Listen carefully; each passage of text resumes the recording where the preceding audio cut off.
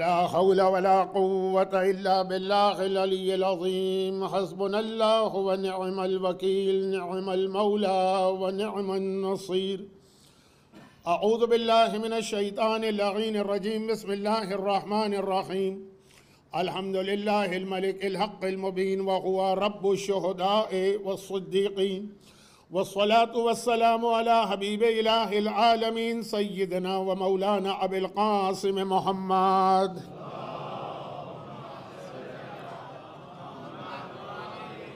وآله الطيبين الطاهرين المعصومين الذين أذهب الله عنهم الرجس وطهرهم تطهيرا.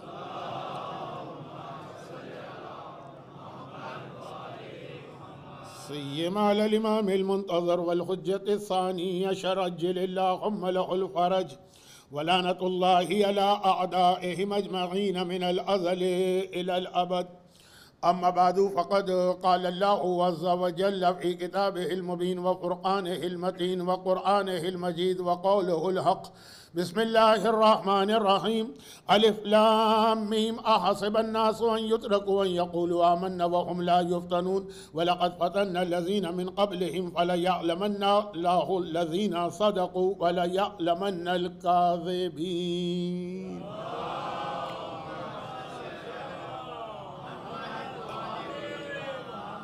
1446 ہجرہ کے ایام اعضا کا یہ خمسہ سجادیہ آج چوتھی مجلس ہے، لیکن یہ مجلس عین شہادت کی رات کی مجلس ہے. اس لیے جو ہمارا سبجیکٹ یا ٹاپک چل رہا تھا اس سے ہٹ کر چوتھے امام کے زندگی کے کچھ حالات اور واقعات بیان کرنا ہے. مگر ایک سوال یا ایک مناجات جو چوتھے امام سے کی جا رہی اور اس کا جواب جو چوتھے امام دے رہے ہیں، اور کل بلکہ 3 دن سے مرجع کے حوالے سے جو بات ہو رہی تھی اس کا ایک اہم حصہ، 2 اہم حصے باقی ہیں، ایک آ جائے گا اور ایک آخری مجلس میں. قرآن کریم کی جس آیت کی تلاوت کی گئی یہ سورہ عنکبوت کی وہ آیت ہے جسے میں بہت زیادہ تلاوت کرتا ہوں مجالس کے لیے. سورہ عنکبوت جو ہر شب قدر میں آپ کو تلاوت کرنا پڑتا ہے، اور جیسا کہ ایک جملہ میں اکثر کہتا ہوں کہ اگر یہ سورہ شب قدر کے اعمال میں شامل نہیں ہوتا تو شاید ایک عام مومن زندگی میں اس سورہ کی کبھی تلاوت نہ کرتا. ہاں، جو لوگ پورا قرآن ختم کرتے ہیں سال میں تھوڑا تھوڑا کر کے، وہ تو پھر باقی سوروں کی طرح اس کو بھی پڑھ لیتے، لیکن الگ سے اس سورہ کی تلاوت کوئی نہیں کرتا. اور اس سورہ میں 2 بہت اہم میسیجز ہیں، اور ان دونوں میسیجز کا خلاصہ اس سورہ کی آخری آیت ہے. مگر میں اس سورہ کی تفسیر نہیں بیان کر رہا، وقت ہی نہیں. تو پہلا والا میسیج جو ہے، اچھا یہ پہلا میسیج بھی سورہ عنکبوت کا اس وقت اللہ نے دیا. میں نے کہا نا کہ جو ایک مناجات چوتھے امام سے کی گئی وہ اس سورہ عنکبوت کے حوالے سے، لیکن خود یہ سورہ عنکبوت پورا کا پورا اس وقت نازل ہوا جب لوگوں نے ایک کمپلین رسول خدا سے کی تھی. یہ سورہ مکے کے اس زمانے میں نازل ہوا جب قریش مکہ بہت پاورفل تھی اور وہ پورا ٹارچر کر رہے تھے مسلمانوں پر، ایک بنی ہاشم کے خاندان کو چھوڑ کر، اور کوئی مسلمان اس ٹارچر سے محفوظ نہیں تھا. اگرچہ بنی ہاشم میں حضرت ابو طالب جیسی پرسنالٹی ہے، جناب حمزہ کی جوانی ہے، مولائے کائنات کا بچپنا ہے، اس کے باوجود جب کبھی کافروں کو موقع ملتا ہے تو اللہ کے رسول پر بھی حملہ ہوتا ہے. سورہ علق قرآن کریم کا اس وقت 96 نمبر کا سورہ ہے، لیکن یہ سب سے پہلے نازل ہوا غار حرا میں. اس کی 5 آیتیں، اقرأ بسم ربک الذی خلق، خلق الانسان من علق. اس کے اندر آگے چل کر خود قرآن کہہ رہا ہے ارأیت الذی ینہی عبدا اذا صلی، دیکھو اس بدبخت کو ابو جہل جو ہمارے بندے کو روک رہا ہے جبکہ وہ صرف نماز پڑھ رہا. تو جو پیغمبر اسلام کی پیٹھ پر غلاظتیں لا کے رکھی جا رہی ہیں حالت نماز میں.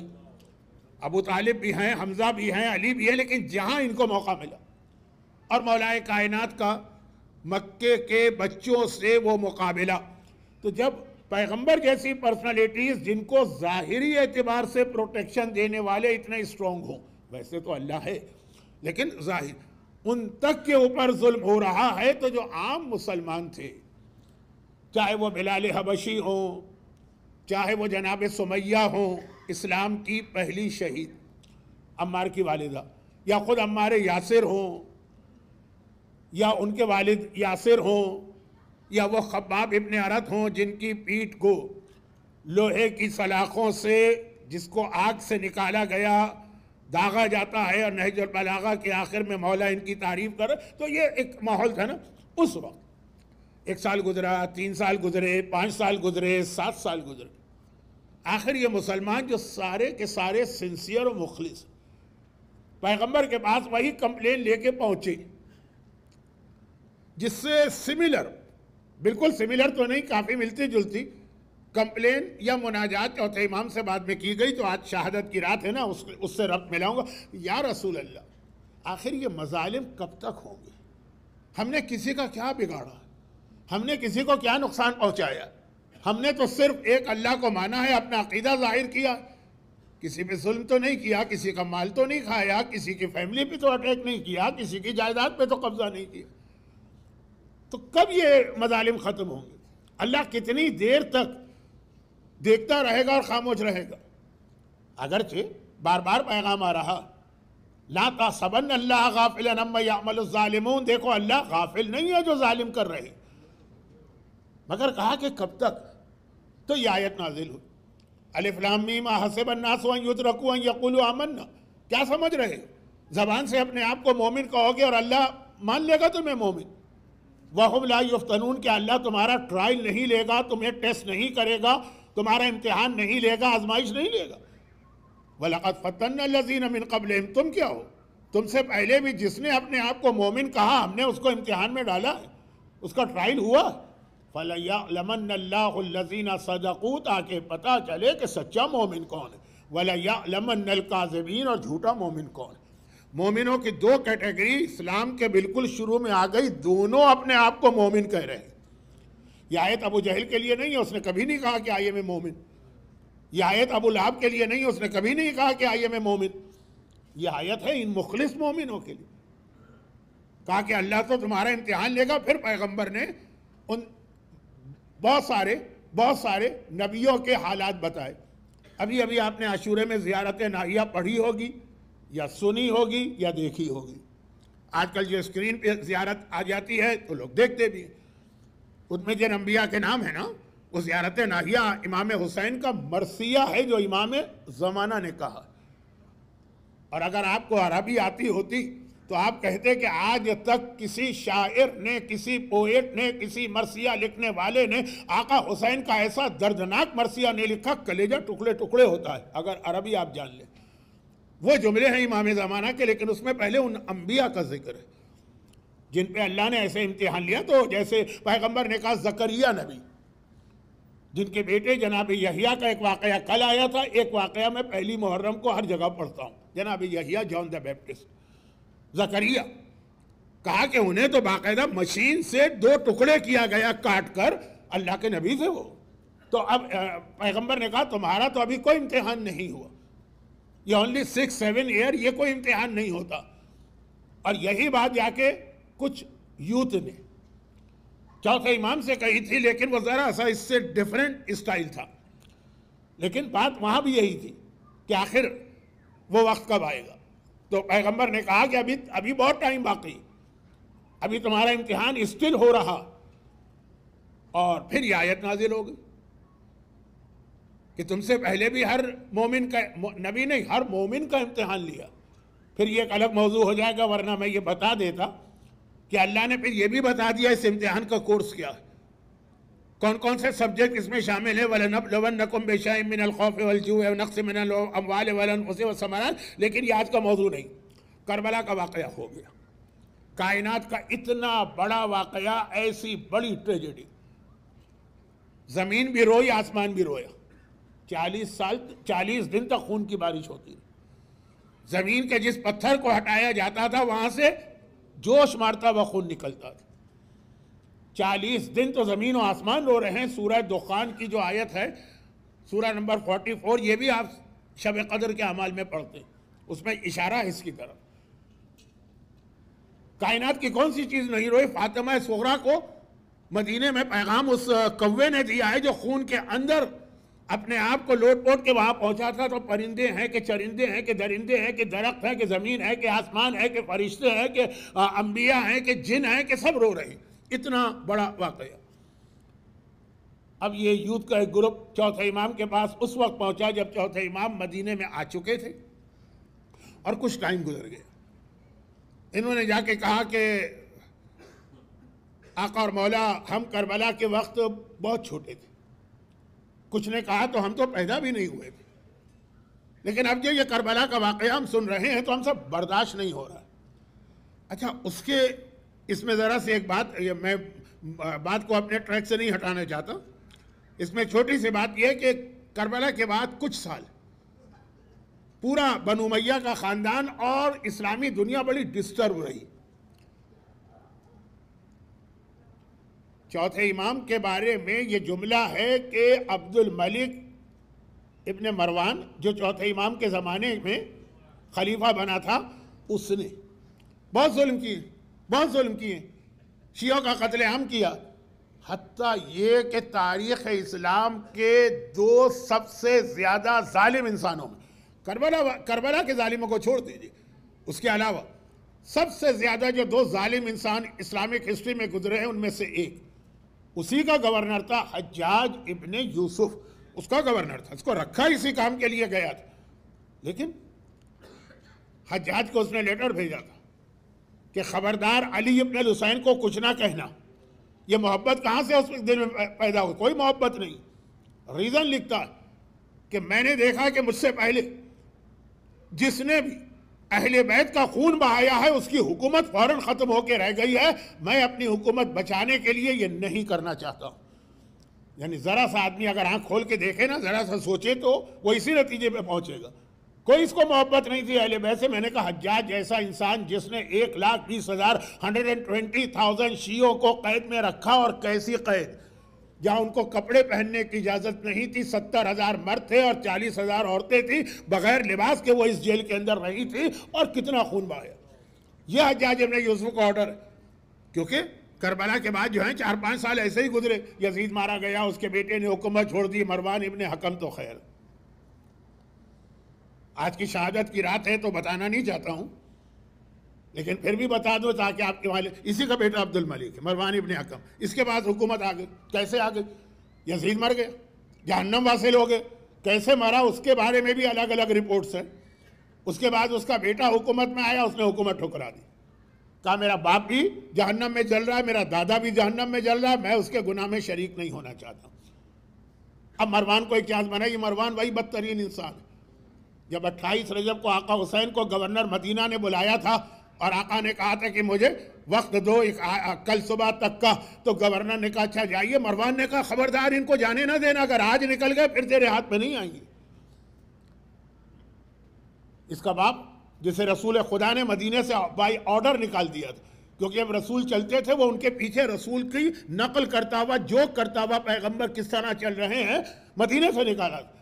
لیکن چونکہ حضرت عثمان سے اس کی بیٹی کی شادی ہوئی تھی تو اس کو بھی بلا لیا، مروان بھی. تو خیر اس نے یزید کی بیوہ سے شادی کر لی، چنانچہ حکومت مل گئی اس کو. اچھا پھر اب شہادت کی رات اچھا نہیں لگتا، ورنہ 9 ربیع الاول کو میں سناتا ہوں. تو اس نے ایک مرتبہ کوئی اپنی بیوی کے بارے میں کوئی ایسی بات کہہ دی. بیوی کو آ گیا غصہ. وہ تھے بڑی ہیوی ویٹ ٹائپ کی، بہت زیادہ اوور ایٹ. رات کو یہ سو رہے تھے، اس نے ان کے منہ پہ رکھا پلو، اس پر آ کر بیٹھ گئی اور یہ وہیں ٹہ ہو گئے. لیکن اس کے بعد اس کے بیٹے عبد الملک کو میں نے بہت اس کو احتیاط سے پڑھا تاکہ یہ جوک کا انداز بھی نہ بنے اور ہسٹری کی ایک حقیقت آپ کے سامنے. اچھا چلے یہاں پہ ایک بات میں کہہ دوں جو مجھے آگے کہنا تھی، لیکن اب لگ رہا کہ ٹاپک میرے کنٹرول سے نکلے گا. مولا کا ایک فرمان ہے آقا حسن آقا حسین کے نام، لیکن ایڈریس ان کو کیا، سنایا ہم کو گیا. ہمارے اردو میں کہاوت ہے یہ ذرا سی پھر تھوڑی سی لائٹ گفتگو نہ بن جائے کہ عقل مند عورتیں، عقل مند، بہت عورتیں عقل مند بھی ہوتی ہیں، وہ اپنی بیٹی کو بہت برا کہتی ہیں، لیکن مقصد یہ نہیں ہوتا، سنایا جاتا ہے بہو کو، کہا بیٹی سے جاتا ہے، سنایا جاتا ہے بہو کو۔ شاید آپ کی زبان میں بھی ایسی کوئی کہاوت ہے کہ یہ ایک طریقہ ہوتا ہے۔ اگر عقل مند عورت ہے ڈائریکٹ بات کرے گی تو وہی ہوگا جو روزانہ ساس کبھی نن تھی، نن کبھی ساس تھی، کیا وہ چیزیں ہیں، لیکن عقل مند عورت بیٹی کو کہے گی یہ تم نے صفائی کی، یہ تم نے کھانا پکایا، لیکن مقصد بیٹی نہیں ہے کسی کو۔ تو اب یہ کہ یہ بہت ہی لائٹ وے میں ہو گیا، میری پوری کوشش کے باوجود آپ کو بہرحال ہنسی آ گئی کیونکہ کہاوت ہی ایسی۔ مولانا حسن حسین سے جتنی نصیحتیں کی وہ اسی اسٹائل کی ہے کہ کہا ان سے جا رہا ہے، سنایا ہم کو جا رہا ہے۔ کونا للظالم اونا وللمظلوم، کونا للظالم خصما وللمظلوم اونا۔ دیکھو تم دونوں ظالم کے دشمن بننا جہاں ظلم نظر آئے۔ ابھی یہ جو مناجات پڑھی جا رہی تھی پارا چنار کے حوالے سے، کل بھی میں نے بات کی تھی، ظلم کے خلاف تمہیں کھڑا ہونا اور للمظلوم اونا، اور مظلوم کی مدد کرنا، یہ مولا کا ایک بہت مشہور فرمان۔ لیکن اس کے اندر ایک بہت امپورٹنٹ پوائنٹ یہ ہے کہ اگر کبھی ایک آدمی ظالم ہو اور بعد میں وہ مظلوم بن جائے تب کیا کیا جائے گا؟ اب یہ چوتھا امام، ایک نہیں دو واقعات سن لیجئے، اس لیے کہ میں یہ نہیں چاہتا کہ چوتھے امام کی شہادت کی رات ہو اور ان کا ذکر ہی نہ ہو۔ پہلا واقعہ، جب یزید واصل جہنم ہوا اس سے پہلے اس نے مدینے پر بھی اٹیک کیا تھا اور اپنی ایک فوج بھیجی تھی۔ یہ بھی اس میں بھی ایک واقعہ ہے چوتھے امام کی سیرت کا، تو تیسرا واقعہ بنے گا، ابھی تو دو سنیے، پھر وہ تیسرا واقعہ وہ بھی بڑا امپورٹنٹ ہے۔ آج ابھی نماز سے پہلے میں نے یہاں پہ کچھ عمرے کی اسپیچ کی تھی اور مسائل بتائے تھے، تو اس کا بھی ایک کانٹیکس بنے گا، لیکن پہلے واقعہ۔ تو اب جب یزید کے لشکر نے مدینے پہ اٹیک کیا، وہ میں بتا چکا ہوں کہ وہ جو جمیلہ جس نے 4 عورتوں کو گواہ رکھا تھا اپنی سہاگ رات کے لیے، اس کا بیٹا جب جوان ہوا تو اس کی قیادت اور لیڈرشپ میں یہ اپرائزنگ ہوئی، مدینے پہ اٹیک کیا، یزید کی فوج نے پورا مدینہ تباہ کر دیا۔ روایتوں میں جملے ہم آج کل سوچتے ہیں نا کہ مدینے میں بہت ساری زیارتیں ختم ہو گئی، مکے میں بہت ساری، یہ سب سے پہلے یزید کے اٹیک کے نتیجے میں ختم ہوئی تھی۔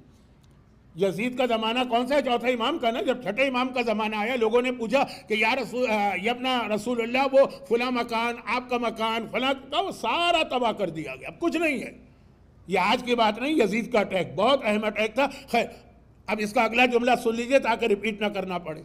جو اس کا لیڈر تھا مسلم ابن عقبہ، اس نے اٹیک کرنے کے بعد، مدینہ تباہ کرنے کے بعد مکہ کا رخ کیا، وہ راستے میں مر گیا۔ اب وہ جب مر گیا تو جو اس کا ڈپٹی تھا، لیڈر، فوج اس کے ہاتھ میں آ گئی، اس کا نام ہے حسین ابن نمیر، کربلا میں علی اکبر کا قاتل، ایک روایت کے مطابق برچھی مارنے والا حسین ابن نمیر۔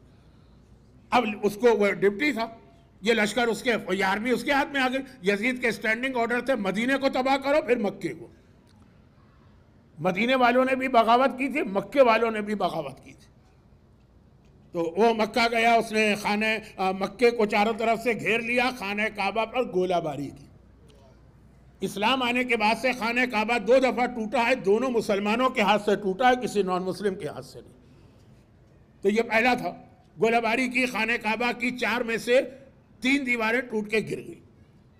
لیکن اس دوران ڈمسکس سے یہ نیوز آ گئی کہ یزید مارا گیا۔ تو اب یہ جو ابن نمیر کی فوج تھی نا، بہرحال یہ تھے تو مسلمان نا، خانہ کعبہ کا ٹوٹنا ان سے برداشت نہیں ہو رہا تھا۔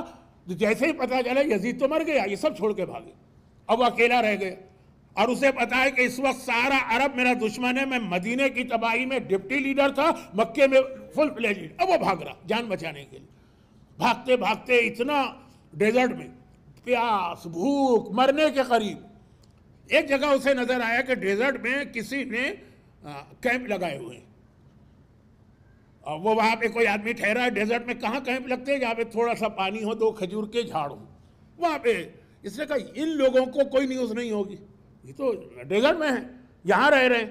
وہ پرانا زمانہ ہے نا، کوئی واٹس اپ نہیں تھا، کہ کوئی ایسا انسٹاگرام نہیں تھا، کہ سوشل میڈیا، ان کو پتہ ہی نہیں ہوگا کہ وہ کیا مکے میں کیا ہوا اور میں کون ہوں۔ چلو ان سے جا کے ہیلپ لو، مر رہا ہے بھوک اور پیاس سے، اور اس کا گھوڑا بھی تقریباً مر گیا پیدل. اب قریب گیا، 2-3 خیمے تھے، جیسے ہی قریب پہنچا پہلے خیمہ کا دروازہ کھول کے چوتھے امام باہر آ رہے ہیں. اب وہ تو پہچانتا ہے نا، کربلا میں بیمار تھا. اب تو اس کی جان نکل گئی کہ باقی لوگ تو پورا عرب میرا دشمن ہوگا کیونکہ میں نے مکے مدینے پہ اٹیک کیا، یہ ان کا تو پورا خاندان میں نے شہید کیا ہے، ان کی دشمنی تو کیا ہوگی. لیکن چوتھے امام کا پہلا جملہ سنا، اس کو اطمینان ہوا کہ انہوں نے مجھے نہیں پہچانا. کہا کہ اے عرب تو مسافر لگ رہا ہے، بڑا تھکا ہوا ہے، آرام کر. اور یہ کہے کہ امام نے خیمے کا دروازہ کھلوایا اپنے غلام سے، کہا کہ اس کو کھانا لا کے دو، اس کو پانی لا کے دو. کھانا پانی کئی دنوں کے بعد اس کے پیٹ میں گیا، ذرا سانس میں سانس آئی تو اب نیند آ گئی. کئی دنوں سے جاگ بھی رہا ہے نا، نیند آ گئی، سو گئے. تھوڑی دیر کے بعد 2 گھنٹے 3 گھنٹے کے بعد ذرا نیند ہوئی تو یہ اٹھا، اور اس نے سوچا کہ اب اچھا موقع ہے، بھاگ چلو. امام نے نہیں پہچانا، کہیں ان کا کوئی غلام مجھے نہ پہچان لے. جان بھی بچ گئی، کھانا بھی ملا، پانی بھی ملا، کچھ آرام ملا، کچھ طاقت آ گئی، اب میں کہیں اور جاتا ہوں. جیسے ہی باہر نکلا، چوتھے امام نے آواز دے کے روکا کہ اے عرب رک جائے، مسافر رک جا. اب اس کی جان نکل گئی کہ ایسا لگ رہا ہے کہ یہ پہچان گیا. لیکن کیا کرتا، یہ پیدل تھا، امام کے پاس تو سارے گھوڑے تھے. اب یہ مڑا تو امام نے کہا کہ تو جا رہا ہے تو پیدل کہاں ڈیزرٹ میں جائے گا، گھوڑوں میں سے بہترین گھوڑا لے کے جا تاکہ آرام سے پہنچ جا. غلام سے کہا اس کو کھانا بھی دو، اس کو پانی بھی دو، تاکہ یہ سفر کر کے کسی گاؤں تک پہنچ جائے. اب اس سے بھی برداشت نہ ہو. انتہائی ذلیل تھے یہ یزیدی لشکر کے جو سپاہی کربلا پہنچے تھے، فطرت کے اعتبار سے انتہائی نیچ تھے، اور شاید اپنی خلقت کے اعتبار سے بھی حلال کی اولاد نہیں تھے. لیکن جو امام کا اس نے اتنا سلوک دیکھا، اب گھبرا کے اس نے کہا کہ شاید آپ نے نہیں پہچانا میں کون ہوں. میرے چوتھے امام نے جن کی شہادت کی رات ہے، کہا میں تجھے بھول سکتا ہوں؟ تو نے میرے جوان بھائی علی اکبر کے کلیجے میں برچی کا پھر مارا تھا، کیا تجھے بھی بھلایا جا سکتا ہے؟ تڑپ کے کہتا ہے تو پھر آپ نے اتنا سارا سلوک کیا؟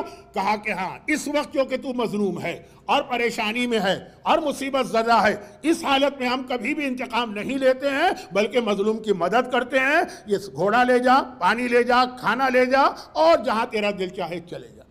ہمارے یہاں چھوٹی چھوٹی بات پر خاندانوں میں جھگڑے ہوتے ہیں، شوہر بیوی میں ڈیورس ہوتا ہے. میں نے بتایا نا، لائن لگتی ہے ڈیورس والوں کی.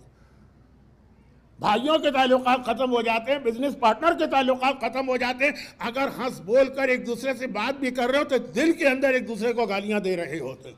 میرے پاس تو ایسے کیسز بھی آتے ہیں، لوگ آ کے مسئلہ پوچھتے ہیں، مولانا وہ ہمارے باپ کا اپنے بھائی سے جھگڑا ہوا، یعنی میرے چچا سے، اور انہوں نے وصیت کر دی کہ خبردار اگر میں مر جاؤں تو میرے بھائی کو میرے جنازے پہ نہ آنے دینا.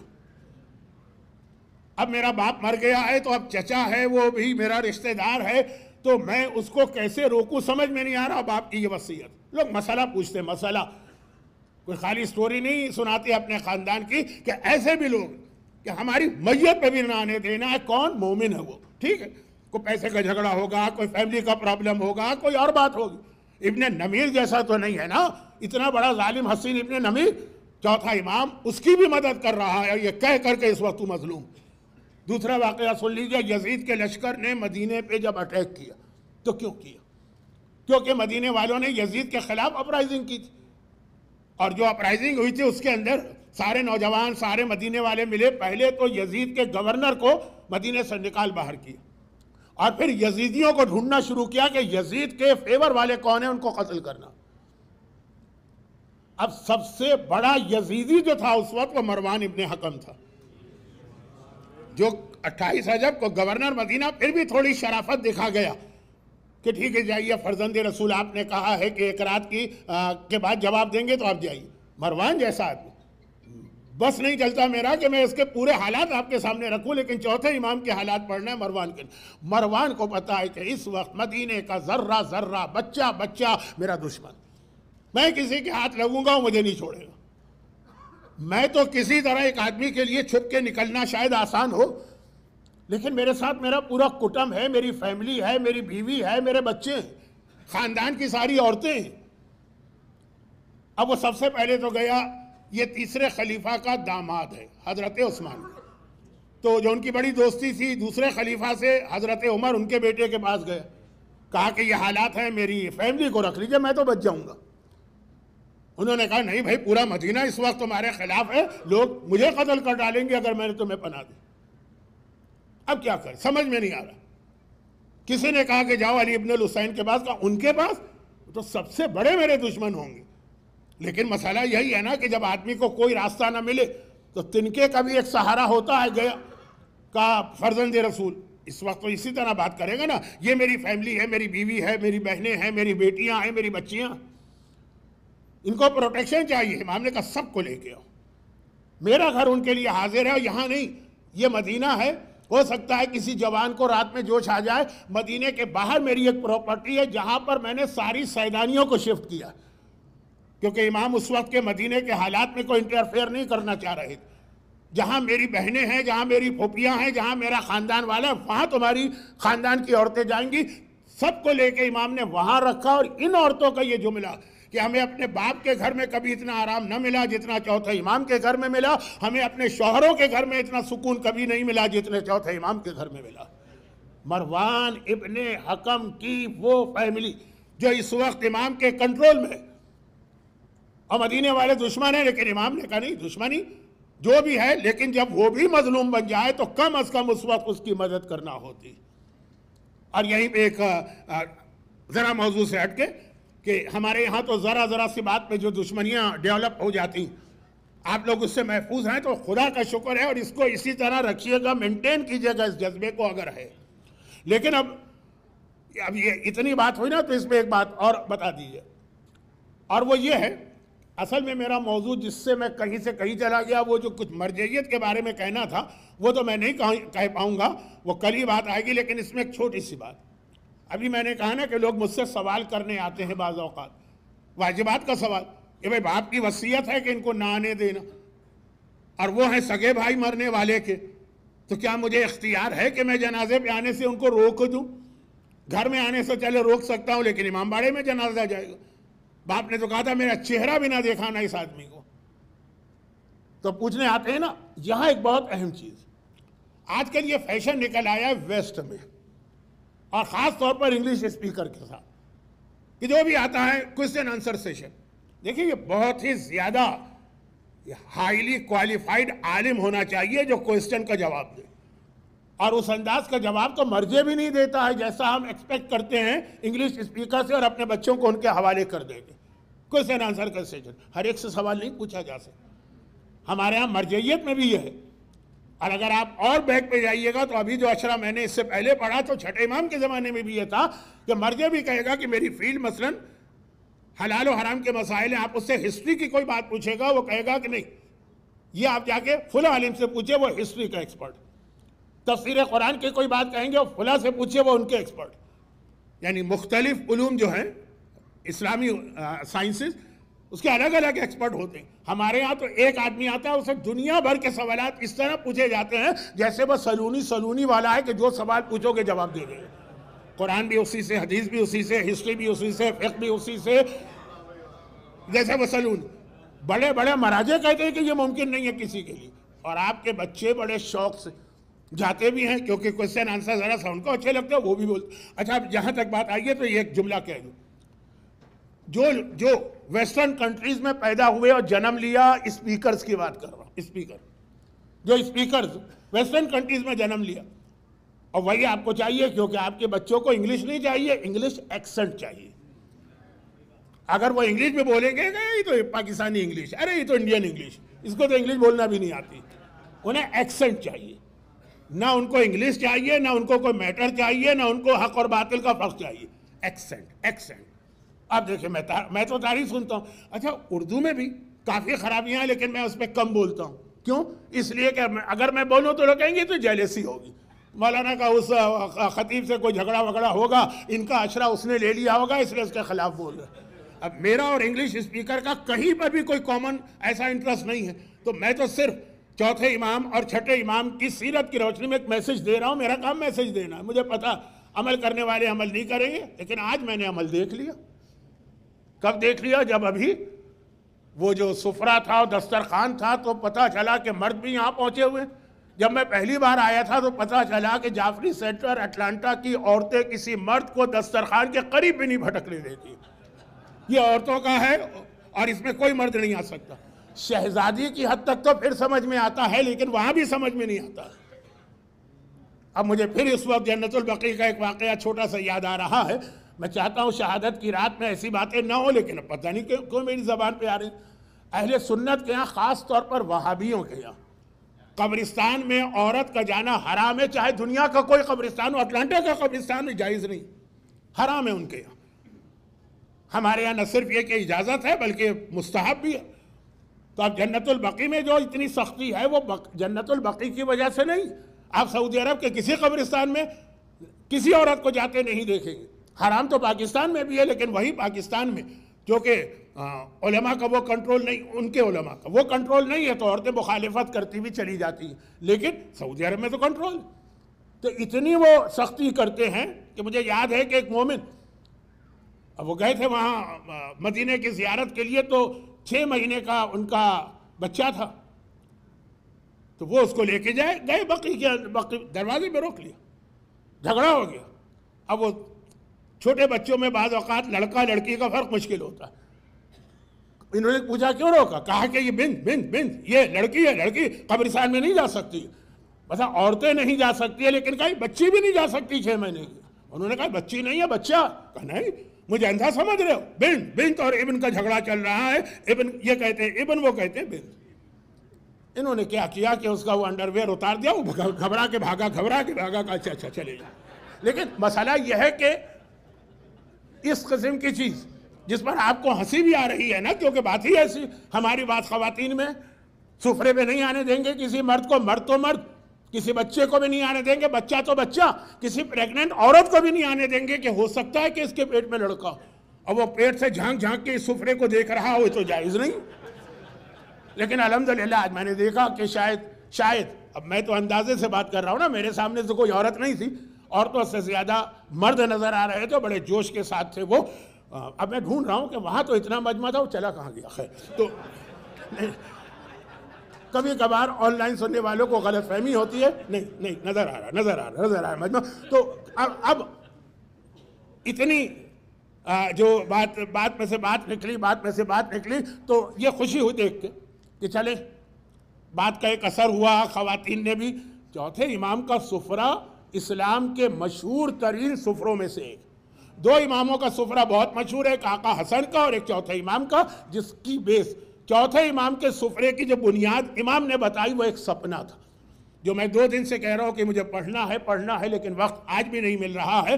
تو یہ چوتھے امام کا دسترخوان بہت مشہور تھا کربلا کے بعد. تو وہ تو میں نے کہا کہ بات مان لی، لیکن باقی جو باتیں میں کہہ رہا ہوں خاص طور پر انگلش اسپیکر کے حوالے سے نہیں مانتے لوگ. نہ مانے. مجھے تو خالی آپ کو میسج دینا ہے کہ بڑے بڑے مجتہدین اور علماء بھی ہر سوال کا جواب نہیں دے پاتے ہیں.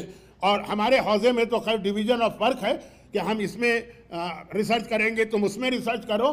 لیکن انڈیا پاکستان میں جہاں ایک عالم کی تھوڑی معلومات سب چیزوں میں ہوتی، جو یہاں جنم لیتے ہیں بچے اور اسپیکر بنتے ہیں، آریٹر بنتے ہیں، جن کے حوالے آپ اپنے بچے خوشی سے کر دیتے. نہج البلاغہ میں مولا کا خطبہ ہے امام حسن کے نام کہ بیٹا اپنے بچوں کے بارے میں بڑی کیئر کرنا. چونکہ آج کا موضوع مولا نہیں ہے، مولا کا پوتا ہے، اس لیے اتنا ہی کہہ کے رک جاتا ہوں. تو یہ جو یہاں پیدا ہو کے اسپیکر بنے ان کی اتنی غلطی بھی نہیں. اسپیکرز کی بات کر رہا ہوں کیونکہ ویسٹ کے ایجوکیشن سسٹم میں مائنڈ سیٹ ہی ایسا کیا جاتا کہ ہر چیز کے بارے میں تم اپنا پرسنل اوپینین دو، ہر چیز کے بارے میں. اب وہ عام جو باتیں ہوتی ہیں، کوئی قانون بنتا ہے، کوئی پارلیمنٹ، کوئی کانگریس، کوئی عام قانون، تو کیونکہ میں بھی حالات کی وجہ سے ویسٹ کے ایک کونے میں بیٹھا ہوا ہوں، تو وہاں تو اسکول میں بچوں سے، کالج میں بچوں سے پوچھتے ہیں what's your opinion about it. تو اب یہ جو واٹس یور اوپینین ہے نا، یہ جو ان کا مائنڈ سیٹ بنا ہے، تو پھر یہ دین میں بھی آ جاتا. اور وہ بچوں کے، یہ میں اپنی پرسنل نالج اور انفارمیشن کی بنیاد پہ کہہ رہا ہوں، سنی سنائی بات نہیں. وہ جب بچہ سوال کرتا ہے تو اس کو مرجع کا فتویٰ نہیں بتاتے، بلکہ ان کے اسٹائل سے لگتا ہے کہ بیچارے کو خود نہیں پتا کہ مرجع کا فتویٰ کیا. ان مائی اوپینین کہہ کے وہ بات شروع کرتا. وہ چاہے قرآن ہو، قرآن کیا کہہ رہا ہے اس سے کوئی تعلق نہیں. ان مائی اوپینین، حدیث کیا کہہ رہی ہے اس سے کوئی تعلق نہیں. فقہ کیا کہہ رہی ہے؟ تو کوشچن آنسر چاہے کسی آپ اردو والے عالم سے کرائیں، چاہے کسی انگلش والے سے کرائیں، چاہے کسی فارسی والے سے کرائیں، چاہے کسی عربی والے سے کرائیں، اور چاہے کسی گجراتی والے سے، ضروری بھی ہے لیکن اس کے اندر اتنی صلاحیت ہونی چاہیے، اتنا آپ کے پاس پہلے اس کو جج کرنے کی صلاحیت، تو پھر اپنے بچے اس کے سامنے رکھیے گا۔ یہ نہیں کہ جو آ رہا ہے ہر آدمی کوشچن آنسر کر رہا ہے، ایسے ایسے اس میں بلنڈر ہو جاتے ہیں۔ اب میں اس کی تفصیل میں نہیں جا رہا، تو بات یہ ہو رہی تھی کہ چوتھے امام سے سوال کیا گیا، فرزند رسول حجاج کا واقعہ پڑھنا تھا تو چلے پڑھ ہی دوں، اس کے بعد پھر یہ سوال کی طرف آتا ہوں۔ حجاج ظالم ترین انسانوں میں سے ایک، کیونکہ یہ جو ابھی میں نے دو واقعے آپ کو سنائے، ایک حسین ابن نمیر کو امام نے ڈیزرٹ میں پناہ دی، اور ایک مروان ابن حکم جیسے بدترین دشمن اہل بیت۔ زیارت عاشورہ میں آل مروان پر بھی لعنت، وہ اسی مروان کی اولاد ہے، یہی مروان جس کا میں نے ذکر کی، لعنت بھی اس پر ہے، اور اس کے خاندان کو امام اس وقت پروٹیکشن دے رہے ہیں جب اس کے قریب ترین دوست اور رشتہ دار جو تھے منع کر رہے تھے۔ تو یہ جو دونوں واقعات ہیں، یہ یزید کا اٹیک مدینہ مکے پہ، تو یہ تیسرا واقعہ اسی سے ریلیٹڈ ہے، تو یہ بھی سن لیجئے، اور پھر میں اپنے آج کے موضوع کو اختتام تک لے جاؤں۔ اب مروان ابن حکم مدینے میں، مکے کے اندر عبداللہ ابن زبیر، انہوں نے اپرائزنگ کی تھی، اس نے اپرائزنگ کی تھی، وہ بھی سخت دشمن اہل بیت، جس نے بعد میں مختار کو شہید کرایا اپنے بھائی کے ذریعے سے۔ کربلا سے اس نے فائدہ اٹھایا کہ کربلا کی وجہ سے لوگ غصے میں آئے، تو اس نے امام حسین کا نام لے کے مکے پہ حکومت قائم کر لی، 6 سال 5 سال۔ اس کے اوپر جب اٹیک ہوا آخر میں، تو وہ بھی مارا گیا، اور حجاج نے کعبے کو گرایا، اور حسین ابن نمیر نے کعبے کی 3 دیواریں گرائی تھی، حجاج نے تو ایسی گولہ باری کی، کیونکہ عبداللہ ابن زبیر پناہ لینے کے لیے کعبے کے اندر جا کے بیٹھ گئے تھے کہ یہاں تو کوئی نہیں آئے گا مجھے نقصان پہنچانے۔ کعبے کا ایک احترام ہے، وہاں تو ایک چیونٹی کو مارنا بھی جائز نہیں ہے، شکار حرام ہے، کیڑے مکوڑے حرام ہیں، تو یہاں کون آئے گا؟ لیکن یہ تو حجاج جو تھا، اس نے خانہ کعبہ پہ اتنی گولہ باری کی کہ پورا خانہ کعبہ زمین کے لیول تک، بلکہ اس کی بنیادیں تک نظر آ گئی، جو بالکل اس کے اندر فاؤنڈیشن جو حضرت ابراہیم نے خانہ کعبہ کی بنیاد ڈالی۔ خیر وہ تو ختم ہو گیا، پھر وہ عبداللہ ابن زبیر پکڑا گیا، مارا گیا۔ اب مسئلہ ہوا کعبے کو دوبارہ بنانا، وداؤٹ کعبہ تو مکہ نہیں رہ سکتا، کعبہ بنانا۔ کعبہ جب بنانا شروع کیا گیا تو جیسے ہی کعبے کی دیوار کو اٹھاتے ہیں، وہ کعبے کی دیوار گر جاتی ہے۔ حجاج، اور کعبے کے بغیر ظالم سے ظالم حکمران کی حکومت جو ہے نا وہ باقی نہیں رہ سکتی۔ اسی کے نام پر تو مسلمانوں پہ یہ حکومت کرتے ہیں کہ ہم کعبے کے کسٹوڈین ہیں، ہم کعبے کے خادم ہیں، ہم حج کرواتے ہیں، یہی نعرہ ہمیشہ لگتا رہا۔ تو کعبہ تو چاہیے، بار بار دیوار گر رہی، تھوڑی سی دیوار اٹھتی ہے اور گر جاتی ہے۔ اب تھوڑا سا اس میں تاریخ کعبہ کا ہلکا سا ٹچ آئے گا، میں اس کی ڈیٹیل میں نہیں جانا چاہتا، کیونکہ جو لوگ ابھی تک مکے نہیں گئے ہیں ان کی بات سمجھ میں نہیں آئے گی، تو تقریر ذرا سی کمپلیکیٹڈ ہو جائے گی، لیکن تھوڑا سا ٹچ تو آئے گا۔ اب حجاج ابن یوسف بہت پریشان، کعبہ تو بنانا، کسی نے اس کو مشورہ دیا کہ صرف ایک آدمی ایسا جو تیرے اس پرابلم کو سالو کر سکتا ہے، یعنی جو وارث کعبہ، جو اصلی معنوں میں کسٹوڈین آف کعبہ ہے، جو اصلی معنوں میں محافظ کعبہ۔ چوتھے امام نے تو کئی خطبات میں یہ کہا، انا ابن مکہ، انا ابن صفا، انا ابن مروہ، انا ابن زمزم، میں مکے کا بیٹا ہوں، میں صفا کا بیٹا ہوں، میں مروہ کا بیٹا ہوں، میں زمزم کا بیٹا ہوں، میں کعبے کا وارث ہوں۔ کہا کہ بس علی ابن الحسین۔ اور یہ میں نے ابھی عرض کیا شروع میں کہ عبد الملک کا زمانہ تھا جس نے کہا تھا کعبے کو تباہ کرو کہ مدینے کو، علی ابن الحسین کو کچھ نہ کہنا، کیونکہ جس نے فاطمہ کی اولاد کو شہید کیا اس کی حکومت چلی نہیں، 1 سال 2 سال میں ختم ہو گئی، اپنی حکومت بچانا ہے۔ تو خیر اس نے ہاتھ نہیں لگایا تھا، لیکن جب یہ ہوا تو امام کے پاس پہنچا کہ یہ مسئلہ، امام آئے، اور امام نے آنے کے بعد ایک ایسا جملہ کہا جو پورا ایک الگ موضوع ہے میرا، لیکن مشہور موضوع ہے، آپ سنتے ہیں۔ اس کے لیے اب ذرا سی بہت مختصر کعبے کی تاریخ سنیے، بہت مختصر۔ حضرت ابراہیم نے جو خانہ کعبہ بنایا ہے وہ آج والا نہیں، وہ اس سے مختلف تھا۔ پھر یہ کعبہ رسول خدا کی جوانی میں گر گیا تھا، ایک پانی سیلاب آیا تھا، جب حجر اسود لگانے میں جھگڑا ہوا، پیغمبر نے چادر پہ ایک پتھر رکھ کر سارے قبیلوں سے کہا وہ، اس وقت یہ ٹوٹ کے گر گئے۔ اس وقت مکے والوں نے، مکے کے کافر ہیں، ابھی اعلان رسالت نہیں ہوا، انہوں نے کعبہ ویسا بنایا جیسے آج، ابراہیم والا نہیں۔ اس کا بھی ایک واقعہ ہے لیکن وہ تو پڑھنے کا کوئی فائدہ نہیں ہے، تو وہ ویسا بنایا۔ پھر جب حجاج ابن یوسف نے کعبے کو توڑ دیا تو اس نے کہا کہ میں پھر ویسا کیوں نہ بناؤں جیسا ابراہیم نے بنایا ایکچوئل کعبہ، اور چونکہ بالکل نیچے فاؤنڈیشن نظر آ رہی ہے ابراہیم کے کعبے کی، کہا میں ویسا بناتا ہوں۔ رسول خدا نے جب مکہ فتح کیا تھا تو اس وقت یہ کہا تھا کاش میں اس قابل ہوتا، یہ لفظ توہین والا مت سمجھیے، عربی کا لفظ عزت والا، کاش میں اس قابل ہوتا کہ خانہ کعبہ کو اپنے دادا کے پلان کے مطابق بناتا، لیکن اے عائشہ تمہاری قوم نئی نئی مسلمان ہوئی ہے، پورے عرب میں پروپیگنڈا ہو جائے گا یہ کون رسول ہے کہ جو کعبے ہی کو غلط بنا رہا، یہ جنریشن سے کعبہ قریش نے جس طرح بنایا، اس لیے میں ابھی ہاتھ نہیں لگا رہا۔ تو پھر کسی نے بعد میں پوچھا تھا یا رسول اللہ تو کعبہ ایسا ہی رہے گا؟ کہا نہیں، جب آخری امام آئے گا میرا بیٹا وہ اس کعبے کو حضرت ابراہیم کے نقشے پہ بنائے گا۔ اور اب کوشش کون کر رہا ہے؟ بیچ میں آ گیا حجاج ابن یوسف چھلانگ لگا کے، بھئی کعبہ بنانا ہے تو میں ویسا کیوں نہ بناؤں، جب پورا کعبہ ٹوٹ ہی گیا ہے، ختم ہو گیا ہے، تو ابراہیم کے نقشے پر وہ دیوار گر جاتی۔ چوتھے امام کے پاس گئے، اچھا اب چوتھے امام اس سے یہ نہیں کہنا چاہتے تھے کہ اللہ نے یہ جہاد یا یہ کعبے کی تعمیر آخری امام کے ہاتھ میں رکھی، تیرے اختیار میں نہیں ہے، یہ کہنا نہیں چاہتے تھے آخری امام، لیکن دیکھ رہا تھا وہ کہ میرے اختیار میں نہیں۔ امام نے کہا کعبے کو ویسے ہی بنا جیسا اب تک چلا آ رہا، کہنا یہ چاہ رہے ہیں کہ یہ کعبہ حضرت ابراہیم کے نقشے پر میرا بیٹا ہی بنا سکتا ہے، حجاج جیسا ظالم نہیں بنا سکتا۔ چنانچہ حجاج نے کہا اچھا میں کوشش کرتا ہوں، اور جب وہ قریش کے نقشے پہ بنایا تو بالکل بن گیا، کعبے کی دیوار بھی نہیں گری۔ وہ ایک واقعہ ہے اژدہے والا، لیکن اس کو چھوڑ دیجیے۔ یعنی اب یہ ساری باتوں کا خلاصہ کیا نکلا؟ یہ واقعہ میں نے سنایا، کیا خلاصہ نکلا؟ آج جس کعبے کا آپ طواف کرتے ہیں، زیارت کرتے ہیں، پردہ پکڑ کے دعا مانگتے ہیں، یہ چوتھے امام کا بنایا ہوا کعبہ ہے، ان کے حکم پہ ایسا کعبہ بنا ہے، ہم چوتھے امام کے کعبے پہ جاتے ہیں۔ اب سن لیجئے ایک جملہ، اصل میرا موضوع تو یہ تھا جو اب شروع ہو رہا ہے جب وقت ختم ہو رہا ہے، لیکن خیر یہ کوئی پہلی دفعہ تو ٹریجڈی نہیں ہوئی ہے۔ یہ خانہ کعبہ جو آج ہے یہ چوتھے امام کی برکت، ورنہ کعبہ نہیں بنتا، دیوار گر رہی تھی۔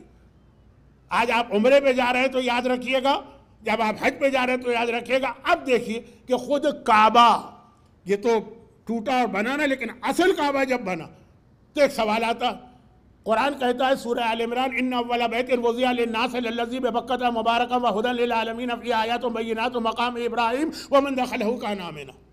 تھوڑا آپ کو ذرا تراویح کا مزہ آ گیا ہوگا، میں اسی اسپیڈ میں پڑھ رہا تھا۔ تو آیت کا ترجمہ ہے کہ سب سے پہلا گھر جو ہے یہ خانہ کعبہ جو مکے میں بنا، اور کیوں بنا ہے؟ لوگوں کے لیے، اللہ کو تھوڑی آ کے رہے گا، یہ لوگوں کے لیے، یہ قبلہ ہے، لوگوں کا سینٹر ہے، یہ اس لیے بنا۔ جب اس لیے بنا تو اتنے 100 سال تک یہ قبلہ بنا کیوں نہیں؟ ہر ایک کو پتا بیت المقدس پہلا قبلہ تھا نا، کیوں نہیں بنایا اللہ نے؟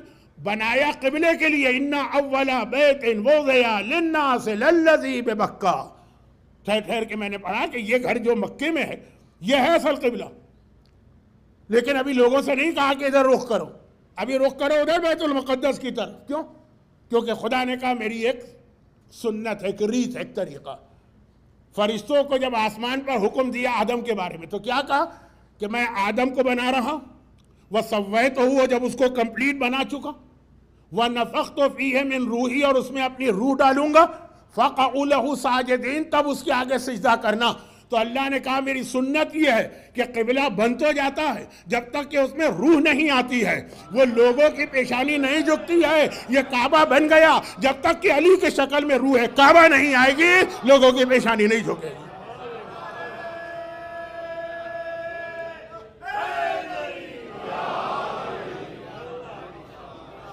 جب شکل علی میں، جب وجود علی میں روح کعبہ آ جائے گی تب یہ کعبہ بنے گا۔ اب جب یہ بات ہو گئی نا تو خطیب اکبر مولانا اطہر صاحب کا ایک جملہ یاد آ رہا، میں نے کہا یہ بھی سنا دوں، اگرچہ جمال پور تاج پور میں آپ نے مرحوم مولانا اطہر صاحب کو بہت سنا، لیکن پھر بھی سن لیجیے۔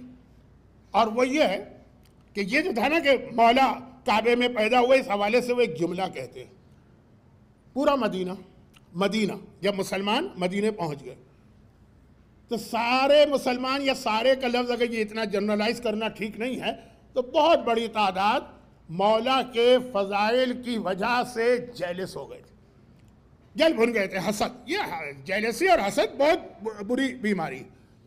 خود قرآن نے کہا ام یحسبون علی ما آتاہم، کہ جو ان کو ہم نے عطا کیا اہل بیت کو تم اس پہ حسد کر رہے، یہ حسد، جیلس۔ اور جیلسی ہونی بھی چاہیے تھی ایک طرح سے، کیونکہ جو فضیلت ہے وہ انہی کو مل رہی، باقی سب تو منہ دیکھتے رہ جاتے ہیں۔ ایک آدھ دفعہ ان کو چانس دیا گیا تو پھر وہ جو حالت ہوئی وہ بھی آپ کو پتا ہے۔ بلکہ بعض اوقات تو ایسا لگتا ہے کہ جب فضیلت آسمان سے چلتی ہے نا تو وہ اترتی ہے اور ڈھونڈتی ہے کہ علی کہاں ہے تو مجھے علی کے پاس پہنچنا ہے۔ اچھا آپ سنیے، وہ دلیل کے طور پہ کچھ باتیں کہہ رہے ہیں کہ دو طریقے، ایک تو یہ کہ آدمی کو فضیلت چاہیے، ایک ہے فضیلت کو یہ گھر چاہیے۔ دونوں میں فرق کیا ہے کہ اگر ہماری خواہش ہے کہ ہمیں فضیلت ملے تو ہم ڈھونڈنے نکلیں گے کہاں ہے فضیلت، اور اگر فضیلت کی یہ خواہش ہے کہ اس گھر میں آؤں تو اگر آسمان سے ستارہ اترے گا نا تو وہ علی کے گھر میں آئے گا، وہ خود ہی پہنچے گا۔ فضیلت علم کا ملنا بہت بڑی فضیلت۔ اصحاب رسول کو شب خیبر پوری رات نیند نہیں آئی کہ کل علم ملنے والا، کیونکہ علم تو ہے خیر بہت بڑی فضیلت، اس کے ساتھ کتنے اور سرٹیفکیٹ مل رہے ہیں۔ رجلن، وہ رجل بھی ہوگا، کرارن، کرار بھی ہوگا، غیر فرار، غیر فرار بھی ہوگا، یحب اللہ ورسولہ ویحبون اللہ ورسولہ، اللہ اور رسول کا محبوب بھی ہوگا۔ لَأُوتِيَنَّ الرَّایَةَ غَدًا رَجُلًا كَرَّارًا غَیْرَ فَرَّارٍ، تو اتنے سارے سرٹیفکیٹ، نیند ہی نہیں آ رہی، اور مولا اتنے آرام سے سوئے ہوئے ہیں کہ پیغمبر نے اس وقت ان کو بلائے۔ اب سوال یہ کہ یا علم کو علی چاہیے کہ علی کو علم چاہیے؟ اگر علی کو علم چاہیے تو علی بھی ساری رات جاگیں گے اور صبح سے پیغمبر کے سامنے آ کے بیٹھ جائیں گے، اور اگر علم کو علی چاہیے تو علی آرام سے سو رہے ہوں گے، رسول کہیں گے جاؤ علی کو بلا کے لاؤ تاکہ یہ علم علی کو دیا جائے۔ دیکھیں کون کس کے پاس جا رہا ہے یہ دیکھتے چلی۔ اب ایک بہت بڑی چیز ہے ولایت۔ وہابیت کا جو نظریہ ہے کہ ولی صرف اللہ، مولا صرف اللہ اور کوئی مولا نہیں، قرآن کہتا ہے نہیں، ایک نہیں، دو نہیں، تمہارے تین مولا، انما ولیکم اللہ ورسولہ والذین آمنوا الذین یقیمون الصلاۃ ویؤتون الزکاۃ وہم راکعون۔ تین مولا، اللہ ہے، رسول ہے، اور وہ ہے جو حالت رکوع میں زکوٰۃ دیتا ہے، انگوٹھی دیتا ہے۔ اب یہاں پر یا تو علی کو ضرورت ہے کہ یہ آیت ان کے حق میں نازل ہو، اگر علی کو ضرورت ہے تو علی انگوٹھی لے کے ڈھونڈتے نکلیں گے کہاں ہے وہ سائل جس کو انگوٹھی دوں، اور اگر آیت کو علی کی ضرورت ہے تو وہ فقیر خود مسجد میں آئے گا اور ڈھونڈتا ہوا علی کے پاس جائے گا اور سوال انگشتر کرے گا۔ انما ویطعمون الطعام علی حبہ مسکینا ویتیما واسیرا۔ بھئی قرآن کی آیت کسی کے حق میں نازل ہو کتنی بڑی فضیلت ہے۔ بعض تو ایسے مسلمان ہیں کہ ان کے کنڈیم والی آیت آئی ہے وہ اس کو بھی پیش کرتے، دیکھو ہمارے بارے میں آیت آئی ہے۔ بدنام اگر ہوں گی تو کیا نام نہیں ہوگا؟ آیت تو آئی ہے نا، اب یہ کون ان کو بتائے کہ یہ آیت کہہ کیا رہی ہے تو دیکھو، لیکن نہیں، آیت آئی ہے، ایک آیت۔ اب اگر آیت یا قرآن کو، علی کو قرآن کی ضرورت ہے تو علی مدینے میں نکلیں گے، کوئی یتیم، کوئی مسکین اور کوئی اسیر ملے اس کو روٹیاں دوں اور آیت نازل ہو، اور اگر سورہ دہر کو علی کی ضرورت ہے تو یتیم بھی اسی دروازے پر آئے گا، مسکین بھی اسی دروازے پر آئے گا، اسیر بھی اسی دروازے پر آئے گا۔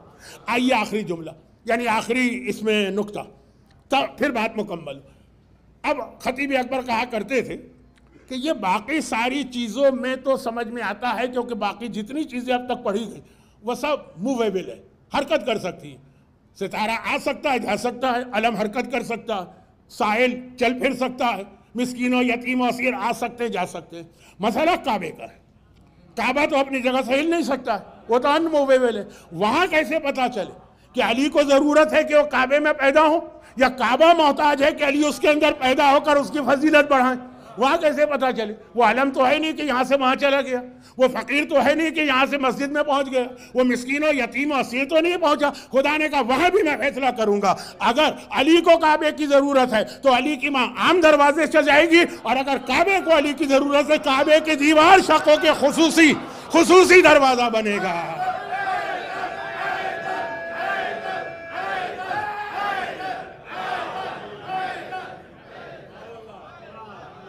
علی علی علی اور بس اب میں بات ختم کر رہا ہوں. علی معصومین کے حالات میں دیکھیے 12 امام سب سے زیادہ جن کے فضائل میں میچنگ ہوتی ہے وہ علی ہے ابن ابی طالب اور علی ہے علی ابن الحسین چوتھے امام کے حالات.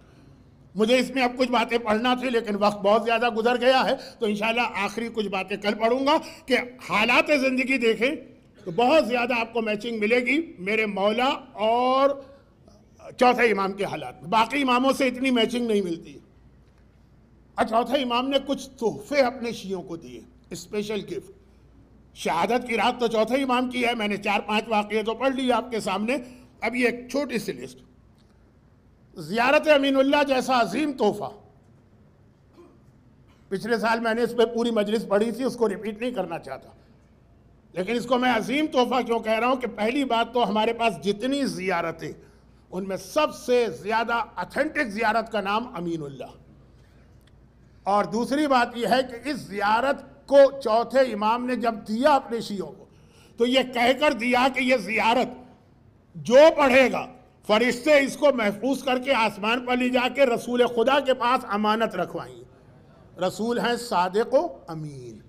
اور جب امام زمانہ آئیں گے تو وہ سارے جتنی زیارتیں رسول کے پاس ہیں رسول یہ سب امام زمانہ کو بھجوائیں گے کہ ان لوگوں نے یہ زیارت امین اللہ پڑھی ہے ان کو تم دعوت دو کہ تمہاری فوج میں شامل ہو. وہ میں نے پوری تقریر کی تھی تو صرف چوتھے امام کی ایک حدیث میں سنا رہا ہوں. یہ تحفہ دی. تسبیح پہلی مجلس میں آیا تھا. تسبیح کا مطلب کیا ہے؟ جنت میں آپ کے باغ کتنے کھیت یا کتنے درخت ہیں. ایک آپ تسبیح پڑھتے سبحان اللہ والحمدللہ وہاں ایک درخت پیدا ہو جاتا ہے. پہلی مجلس میں آ گئی تھی بات. اب آپ تسبیح پڑھیں گے درخت پیدا ہوگا. تسبیح پڑھیں گے لیکن یہ گفٹ بھی چوتھے امام نے دیا کہ جب راوی نے دیکھا کہ چوتھے امام کے ہاتھ میں خالی یہ تسبیح امام کچھ نہیں پڑھ رہے باتیں کر رہے ہیں آپ سے ان سے ان سے اور تسبیح پہ وہ انگلیاں ہلا رہے ہیں دانوں پر. تو عام مومنین تو بعض اوقات یہ کہتے ہیں یہ کیا نونسنس عمل ہے. بہت سے لوگوں کی عادت ہے تسبیح ہاتھ میں لے کے دانے ہلاتے ہیں. کہا فرزند رسول یہ آپ کیا عمل کر رہے ہیں اس کا تو کوئی فائدہ نہیں ہے. کہا نہیں یہ خاک شفا کی تسبیح ہے اور خاک شفا کی تسبیح کی خصوصیت یہ ہے کہ تمہیں کچھ پڑھنے کی ضرورت نہیں ہے. دانے پہ ہاتھ رکھو گے وہ خود ہی تسبیح پڑھے گی جو جنت میں تمہارا باغ بنائی. یہ گفٹ چوتھے امام نے دیا. اگر کہیں کسی کو اوریجنل خاک شفا مل جائے بلکہ اوریجنل کا ذرا سا حصہ بھی مل جائے خالی آپ دانے ہلائیں گے وہاں باغ باغ باغ جنت کے باغ آپ کے لیے بن رہے ہیں. ابھی آپ جائیے گا عمرے پہ مدینے میں وہاں بھی مدینے کی مسجد میں جنت کا باغ کہلاتا ہے. کیا مارم مار ہوتی ہے وہاں 2 رکعت نماز پڑھنے کے لیے. اور یہ ایک تسبیح میں خالی آپ کی انگلی گھوم رہی ہے وہاں پہ پتہ نہیں کتنے باغ بن گئے. تیسری بات چوتھا امام پہلا معصوم تھا جس نے کربلا کی مٹی سے مہر یا تربت یا سجدگاہ بنا کے نماز میں اپنے سامنے رکھی اور کہا کہ جو اس خاک شفا پہ سجدہ کرے گا اس کی نماز اب میں اپنے الفاظ میں کہہ رہا ہوں ملین گنا بلکہ بلین گنا بلکہ ٹریلین گنا زیادہ ثواب لے کر آئی. ایک عام نماز ہوگی جو آپ کسی بھی مٹی پہ کریں خاک شفا کے اوپر. ہماری نمازوں کو اتنا بلند کیا. خود نماز کتنی بلند ہے. الصلاۃ و معراج المومن نماز آپ کی معراج ہے جو آپ کو وہاں لے جاتی ہے اور خاک شفا پہ سجدہ کیا ہے تو وہ معراج بھی معراج کی معراج بن جاتی ہے. یہ بھی چوتھے امام کا ایک گفٹ ہے. میں زیادہ تفصیل میں نہیں جا رہا. چوتھی چیز وہ اصل روایت تو رہ گئی نا مناجات والی تو ابھی ایک مجلس تو ہے میرے پاس اگر کل تک زندہ رہا. چوتھا خصوصی تحفہ جو چوتھے امام نے اپنے چاہنے والوں کو دیا تھا خاک شفا کی تسبیح اور یہ اس کے بعد چوتھا تحفہ دیا دعا. بہت اہم چیز دعا. چوتھا امام کا نام آپ لیں گے صحیفہ کاملہ ذہن میں آ جائے. اور دعا میں بھی بالکل اپنے دادا کو فالو کیا. اس کی مجھے دونوں کو کمپیئر کر کے بات کرنا تھی لیکن اب وقت نہیں رہا. دعا میں کیا خاصیت مولا کے پاس تھی جو مولا کا اپنا ایک معجزہ تھا. ایک بار بسم اللہ الرحمن الرحیم کی تفسیر کی عشاء کے بعد شروع کی فجر کا وقت آ گیا تفسیر مکمل نہیں ہوئی. یہ علم ہے علی. اور ایک بار گھوڑے کی رکاب میں پاؤں رکھا قرآن شروع کیا صرف دوسری رکاب تک پاؤں پہنچا پورا قرآن مکمل ہو چکا. پھیلانے پر آئیں تو اتنا پھیلا دیں اور سمیٹنے پر آئیں تو اس طرح سمیٹ لیں پورا قرآن. یہ علی کا معجزہ. دعاؤں میں بھی یہی. علی نے ہمیں دعائے کمیل جیسی دعا دی. وہ دعائے کمیل مولا نے دی ہے عطا کی ہے نا کمیل. لیکن اتنی لمبی دعا 15-20 منٹ. ایک مومن کو دیکھا مسجد کوفہ میں، یہ مفاتیح الجناح کے آخر میں روایت ہے جو پڑھ رہا ہوں، دیکھا کہ وہ مسجد کوفہ میں ہے، نماز کے بعد لمبی لمبی دعائیں مانگ رہا. امام علی نے کہا کہ جو اللہ لمبی دعائیں سنتا اور قبول کرتا وہ چھوٹی دعا بھی سنتا اور قبول کرتا. اتنی لمبی دعا کی ضرورت نہیں ہے ہر وقت. تو مولا میرے تو بہت سارے مسئلے. کہا کوئی بات نہیں، 4 جملے کہو تو سارے مسئلے حل. الحمدللہ علی کل حال، واستغفر اللہ من کل ذنب، واسأل اللہ من کل خیر، واعوذ باللہ من کل شر. مختصر ترین دعا پڑھو سارے مسئلے حل. یہ امام علی. اب آئیے چوتھے امام، انہوں نے ہمیں دعائیں ابو حمزہ صومالی جیسی دعا دی. کتنی لمبی دعا ہے، 2 گھنٹے لگتے ہیں اس کو شب قدر. اور انہوں نے ہمیں ایک مختصر ترین دعا بتائی. راوی کہتا ہے دنیا کا کوئی مسئلہ مجھے پیش نہیں آیا، یہ دعا پڑھی اور پورا ہو گیا. صرف 4 لفظ ہیں، صرف 4 لفظ ہیں اس کے اندر. عبدوں کا، مسکینوں کا، فقیروں کا، سائلوں کا. بیچ بیچ میں ایک لفظ اور بڑھتا ہے، عبدوں کا بفنائک. بفنائک، فنا کیا ہے؟ دروازہ. السلام علی الحسین وعلی الارواح التی حلت بفنائک. مولا پہ سلام اور جو ان کے چوکھٹ کے اوپر شہید ہوئے ان کو سلام. تو فنا. عبدوں کا بفنائک، خدا بندہ تیرا بندہ تیرے دروازے پہ کھڑا. مسکینوں کا بفنائک، ایک مسکین تیرے دروازے پہ کھڑا. سائلوں کا بفنائک، ایک سوال کرنے والا کھڑا ہے. فقیروں کا بفنائک، ایک فقیر تیرے دروازے پہ کھڑا. یہ چوتھے امام کی دعا ہے جو خانہ کعبہ کے صحن میں سجدے کے عالم میں راوی نے سنی. گرچہ اس نے یہ دعا سنی تھی جب امام ہجر اسماعیل میں تھے، وہ جو گول ایک یو شیپ دیوار. اب آج کل تو وہاں جانے ہی نہیں دیتے، ٹائم پہ جانے دیتے ہیں، لیکن کتنا جلدی آپ گئے اور انہوں نے کہا باہر نکلو.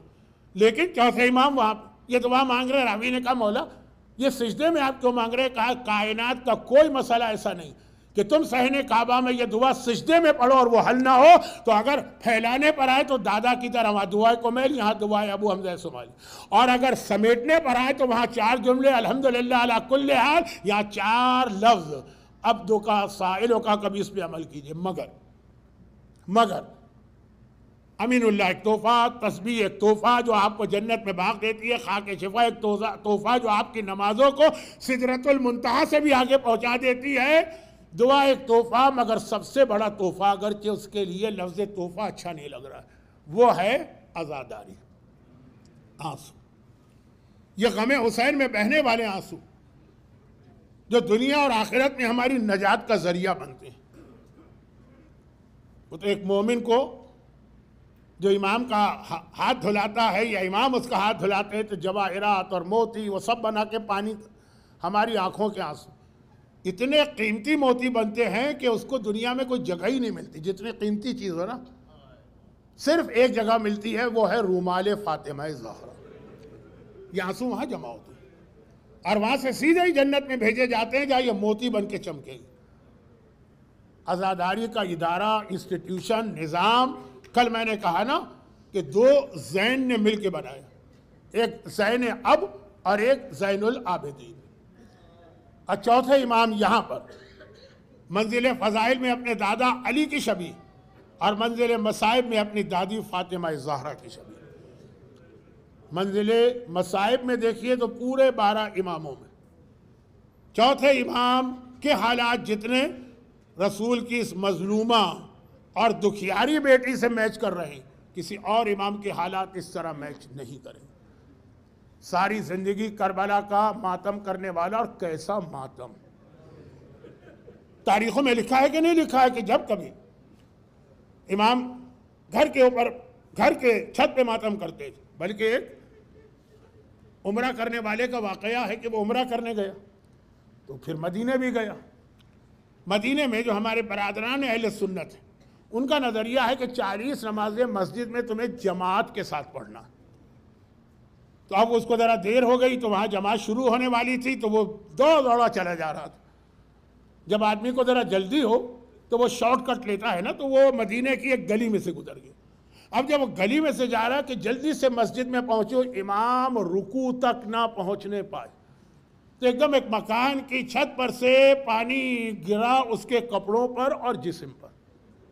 اب وہ گھبرا گیا. میں مسجد میں جا رہا ہوں، پاک اور پاکیزہ ہونا ضروری ہے نا، پتہ نہیں ہے کیسا پانی ہے. پاک ہے کہ ناپاک ہے، تو کپڑے میرے غلط ہو گئے تو جسم غلط ہو گیا تو نمازیں غلط، نماز چھوٹ جائے گی۔ اب اتنا ٹائم تو ہے نہیں کہ گھر جا کے اس کو بدلے، وہ بھی کھڑا کہ غلام نے اس کو گلی کے اندر دیکھا کنفیوز کھڑا، کہا کیا بات؟ کہا کہ میں سوچ رہا ہوں مجھے مسجد میں جانا ہے، امام کا رکوع ہونے والا اور یہ کپڑوں پہ پانی آ کے گرا ہے۔ غلام نے کہا کہاں سے گرا ہے؟ کہا یہاں سے۔ کہا کائنات میں اس سے زیادہ پاک پانی کوئی نہیں۔ حسین کا ایک عزادار چھت پر بیٹھا اپنے بابا کے مصائب پہ آنسو بہا رہا، اور اتنے آنسو بہا رہا ہے کہ اس طرح پانی گر رہا ہے جیسے بارش کا پانی ڈرینیج پائپ سے زمین پہ گرتا۔ اتنا روتے تھے روزانہ صبح و شام۔ تبھی تو امام کی ایک حدیث آ گئی، چھٹے امام کی حدیث ہے نا کہ البکاؤن خمسن، جب سے دنیا بنی ہے قیامت تک رونے والے تو صرف 5 گزرے، جن میں 3 نبیوں کا ذکر ہے، اور کہا کہ چوتھا ہماری جدہ فاطمہ زہرا ہیں، 5واں ہمارا دادا علی ابن الحسین۔ خیر اب ذرا فاطمہ کا رونا دیکھ لیجیے، وہ 95 ڈیز روئی ہیں، چوتھا امام 35 سال، 35، مگر فاطمہ کا رونا 95 دن میں اتنا تھا کہ جتنا چوتھا امام 35 سال میں روئیں۔ فاطمہ کا رونا اور ماتم تو ہے ہی کوئی اور چیز۔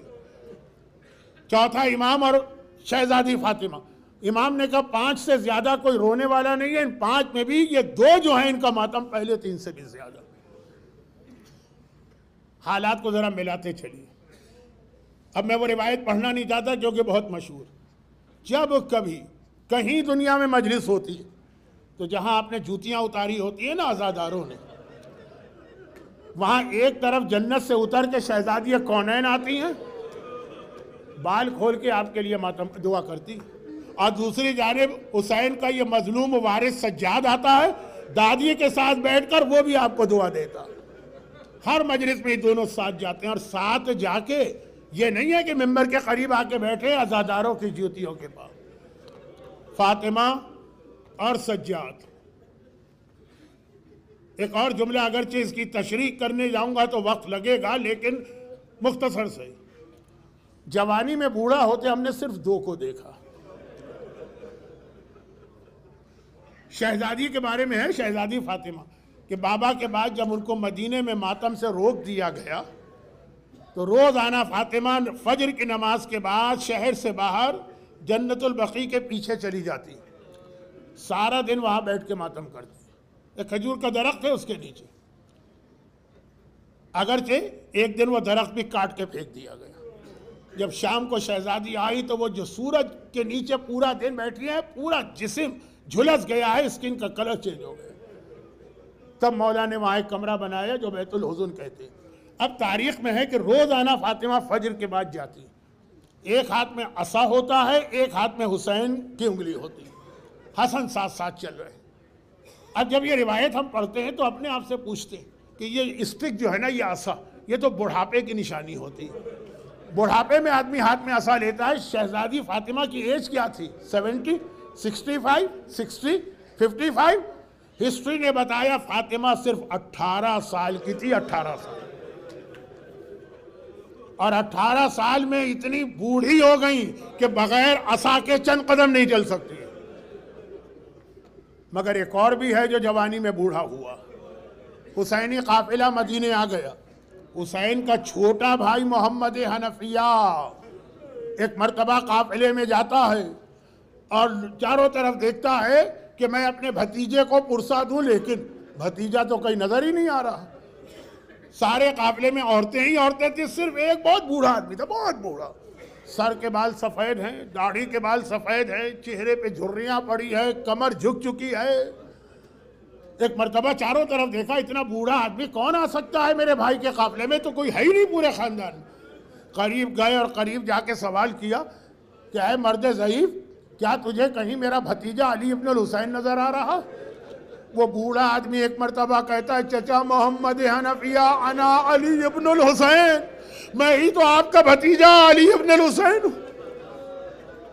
ایک مرتبہ پہلے سے گلے سے لگایا، پرسا دینا ہے نا، ادھر گلے سے لگایا، ادھر میرا مولا سجاد فریاد کرتا ہے چچا ذرا آہستہ۔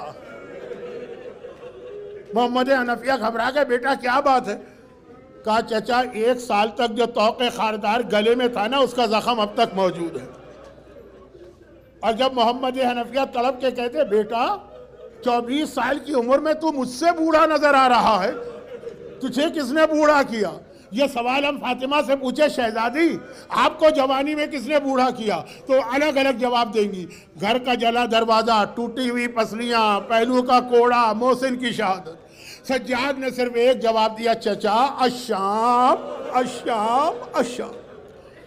یہ شام کے مصائب ہیں جس نے سجاد کو جوانی میں بوڑھا کر دیا۔ فاطمہ اور سجاد کے مصائب کا آخری جملہ یہ سن لیجئے، اور پھر 2 جملے آج شہادت کے حوالے سے۔ آپ کو جب غسل میت کوئی آدمی دیتا ہے نا، غسل میت، تو غسل میت دینے والا جو ہے وہ اتنی میتیں دیکھ چکا ہوتا ہے کہ وہ کسی میت کے اوپر روتا نہیں، مگر آپ کو 2 میتیں ایسی نظر آئیں گی کہ غسل دینے والا میتوں کو غسل دیتے ہوئے اتنا چیخ چیخ کے رویا کہ بند دروازے کے باہر جو لوگ کھڑے ہیں ان کے کانوں تک یہ آواز پہنچی۔ ایک جب فاطمہ زہرا کو میت کو غسل دیا جا رہا، خود زینب کہتی ہے میں دروازے کے باہر تھی کیونکہ بابا نے حجرے کا دروازہ بند کر کے بچوں کو باہر بھیجا، میں نے دیکھا میرا بابا چیخ چیخ کے رو رہا، کائنات کا مشکل کشا ہے یہ علی، چیخ چیخ کے رو رہا۔ تھوڑی دیر بعد دروازہ کھلا، علی نے کہا کہ آؤ بچوں ماں کا آخری دیدار کر لو۔ میں نے بابا کے دامن کو تھاما، کہا بابا اتنا بتا دے اماں کی میت کو غسل دیتے ہوئے رو کیوں رہے تھے؟ بابا نے کہا بیٹی جب غسل کا پانی ڈالتے ڈالتے میں پہلو تک پہنچا تو آج 95 دن بعد بھی کوڑے کا زخم تازہ نظر آ رہا تھا۔